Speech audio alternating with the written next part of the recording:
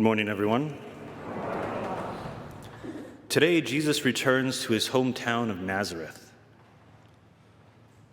The people by this time in his hometown would have heard all about his miracles that he'd performed throughout his travels so far. And so when his townsmen saw him that day in the synagogue, they expected him to perform the same miracles that he had performed elsewhere. But also, even more than that, they would have expected something much greater, the greatest miracle he could perform. Because after all, they knew him. They grew up with him. They saw him grow up from a child to full-grown man. So obviously, they deserved much better than any of the other towns that he had visited. How disappointed they were when Christ did not perform for them. Because he's not just some magical being that is there to enact our every whim and desire and to perform for us. That's not who Christ is.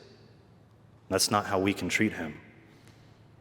He refused to perform the miracles, citing Old Testament stories that demonstrate that one's heart must be properly disposed for any miracle to even do its work. And theirs were not. Their hearts were not ready.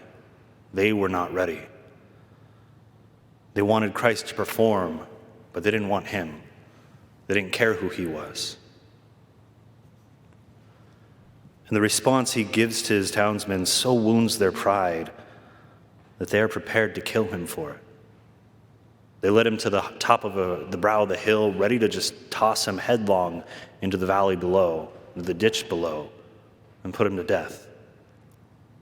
So they went from being super excited to see Christ to, oh, you won't perform for us? Then get out of here. We're going to kill you.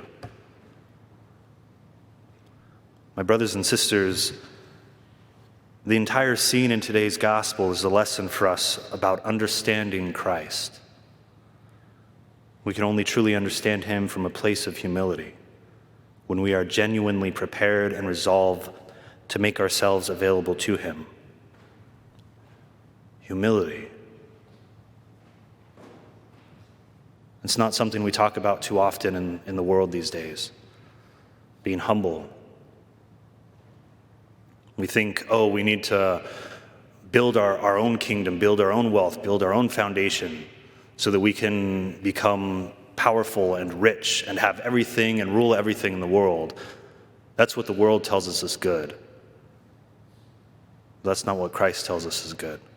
That's not what Christ tells us is worthwhile. And it takes humility to understand and accept that.